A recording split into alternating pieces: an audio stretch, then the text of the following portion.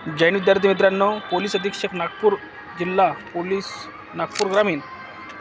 Police भरती 2024-25 police अधीक्षक नागपूर जिल्हा ग्रामीण नागपूर या आस्थापनेवरील पोलीस शिपाई भरती सन 2024-25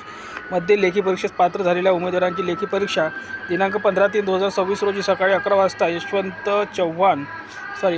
Chavan engineering college, Wanadongri, Hingna road, Nagpur pin code या परीक्षा केंद्रावर निश्चित करण्यात आलेली आहे. लेखी परीक्षेत पात्र उमेदवारांनी लेखी परीक्षेच्या प्रवेशपत्रावरील